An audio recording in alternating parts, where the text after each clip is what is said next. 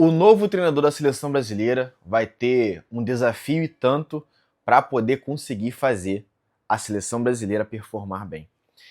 E a minha tese é que precisamos ir atrás do Ancelotti, mesmo que seja muito mais caro, mesmo que ele venha depois, porque é apenas ele, tirando Abel Ferreira e Jorge Jesus, que podem dar errado em 2026, pode fazer a seleção brasileira começar a jogar bola rapidamente. Nesse vídeo, a proposta é analisar o porquê a CBF deve continuar tentando ir atrás do Ancelotti e entregar a ele aquilo que ele quer. Quer morar na Espanha? Quer morar na Europa e treinar a seleção brasileira? Beleza. Quer ganhar 20 milhões de euros por ano? Faz parte, é o preço. Nesse vídeo eu vou te explicar o porquê. Eu vou tentar te convencer de que o Ancelotti é sim a melhor opção para o Brasil e para o que queremos, e não Abel Ferreira e Jorge Jesus. Nas últimas semanas tivemos aí a discussão de que o Ancelotti viria para a seleção brasileira. Isso não aconteceu. Tivemos aí aquela briga de que vazou informações e o Real Madrid falou: se está indo pro Brasil, então por que você quer ganhar a multa rescisória da sua demissão? Tudo aquilo que acabou acontecendo nos últimos dias. Sendo que, depois da desistência do Carlo Ancelotti, começou-se a falar de Abel Ferreira na seleção brasileira. E eu não concordo, tá? Não concordo porque, primeiro, você vai desfalcar o Palmeiras. Você não pode tirar o Abel Ferreira do Palmeiras. Não pode. Você acaba desfalcando um grande time do Brasil. Talvez, assim, o Palmeiras é o time mais consistente do Brasil nos últimos anos. Mais consistente. Eu não assisto o jogo do Palmeiras porque eu não gosto de ver o estilo de jogo do Palmeiras. Mas é um time que vai atrás do resultado. Final de ano, tá nas cabeças, na semifinal da Libertadores, semifinal de Copa do Brasil, tá brigando pau a pau para ser campeão brasileiro. Então é um time muito consistente na mão do Abel Ferreira. E você contratar o Abel para a seleção, você vai desfalcar o time mais consistente do Brasil nos últimos 5 anos. Isso é atrapalhar o futebol brasileiro em prol de um projeto que pode dar errado. Por quê? Qual que é a minha visão? Tanto Abel Ferreira quanto Jorge Jesus são treinadores de times, de clubes. E a mentalidade que tanto o Abel quanto o Jorge Jesus eles trazem para o elenco é uma mentalidade que precisa do dia a dia. Precisa-se do dia a dia para poder colocar na cabeça dos jogadores aquilo que ele quer trazer, de ideia, de filosofia, de tática. E a dúvida que eu tenho é, será que Jorge Jesus e Abel Ferreira conseguiriam implantar a filosofia, a mentalidade para os jogadores da seleção, tendo poucos encontros até a Copa do Mundo? A minha visão é que, se nós, brasileiros, fôssemos pacientes o suficiente para poder contratar o Abel Ferreira ou o Jorge Jesus e esperar um ciclo de Copa para aí sim, em 2030, tentar algo novo, aí eu concordo com você. Opa, trazer um Abel Ferreira, trazer um Jorge Jesus para a Copa de 2030, talvez sim, aí sim seria benéfico. Porque eles teriam tempo para trabalhar os jogadores entenderem aquilo que ele quer. Tanto no caso do JJ quanto do Abel Ferreira, você precisa de tempo para poder conseguir fazer esses jogadores performarem do jeito que eles gostam de treinar as suas equipes. E aí, a minha dúvida sempre é essa. Para a Copa de 2026, seria muito cedo você contratar o Jorge Jesus ou você contratar o Abel Ferreira. Porque você precisa de tempo, dada a circunstância de que são dois treinadores que precisam do dia a dia para poder implantar o seu método de trabalho. E na seleção brasileira, você não tem tempo para poder educar os jogadores o suficiente, porque você precisa do resultado e você tem 4 ou 5 datas FIFA por ano. Se a gente for parar para poder pegar aí, vão ter pelo menos mais 6 datas FIFA até a Copa do Mundo. Então são 6 encontros para você criar um time, escalar esse time, ter um resultado e chegar pronto para a Copa do Mundo. eu acredito que é muito pouco tempo, tanto para Jorge Jesus quanto para Abel Ferreira, chegarem na seleção e conseguirem implantar o seu método de trabalho. E aí tem outro agravante. Abel Ferreira. O estilo de jogo da Abel Ferreira é um estilo pragmático. Ele vai buscar o resultado ali. Você vê um jogo do Palmeiras, cansa os seus olhos. Não é um jogo de futebol que você gosta de ver. Eu vou parar para poder assistir o Palmeiras jogar. Não é um jogo que eu, por exemplo, flamenguista, gosto de ver. Eu gosto de ver o jogo que o Flamengo joga.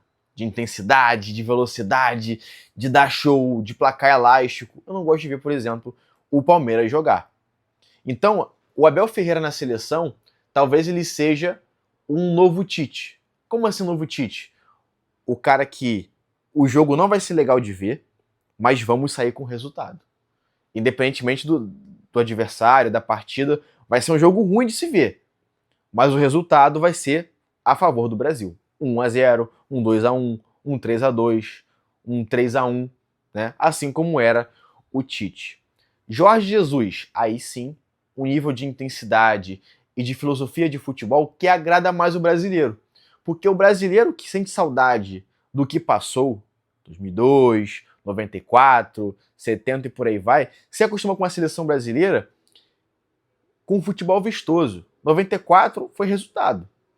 Mas os outros anos foram futebol que fazia o brasileiro gostar de assistir o jogo. E quando eu penso Jorge Jesus e Abel Ferreira, o Jorge Jesus tem uma ideia de jogo que agrada mais o brasileiro. É legal de se assistir. E tanto a CBF quanto a Nike, a seleção brasileira como um todo, precisa de audiência. E um Jorge Jesus treinando a seleção brasileira seria um futebol mais vistoso. A minha dúvida é, será que o Jorge Jesus conseguiria implantar o método de trabalho dele em tão pouco tempo, dadas as circunstâncias de que precisa ser do dia a dia e dos jogadores comendo bola todos os dias ali? É uma dúvida que eu tenho muito grande. E aí entra aquela ideia do Carlo Ancelotti. Eu torço pro Flamengo, torço pro Real Madrid também. São os dois clubes que eu torço e que vejo todos os jogos, independentemente do que está acontecendo ali dos dias a dia e coisa e tal. A sensação que eu tive nos últimos 3, 4 anos era que no Real Madrid, o Florentino Pérez chegava pro Ancelotti e falava assim, olha, esse ano a gente não vai contratar ninguém, tá? Saíram 15 jogadores e você vai ter que montar um elenco do Real Madrid com o Vinícius Júnior, Rodrigo, Bellingham, 1 ou 2 meias e o resto você tem aí, ó, o médico do Real Madrid, você tem o fisioterapeuta, você tem o segurança, você tem o cara do scout.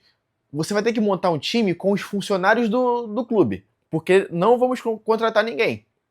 E o Ancelotti olhava para a cara do massagista do Real Madrid, olhava para a cara do fisioterapeuta e falava assim, ó, você vai jogar na minha mão. Você vai jogar bola. Botava o fisioterapeuta do Real Madrid na lateral esquerda e o cara jogava bola. Botava o massagista na zaga do Real Madrid e o cara jogava bola. E eles conseguiram ganhar 2 Champions nesse estilo de jogo. A sensação que eu tenho é que o Ancelotti, em questão tática, ele não é tão bom quanto os outros treinadores europeus. Porém, ele consegue olhar para a cara dos jogadores que ali estão no elenco dele e fazer eles ter resultado, de alguma forma. Então, assim, a gente não tem tempo.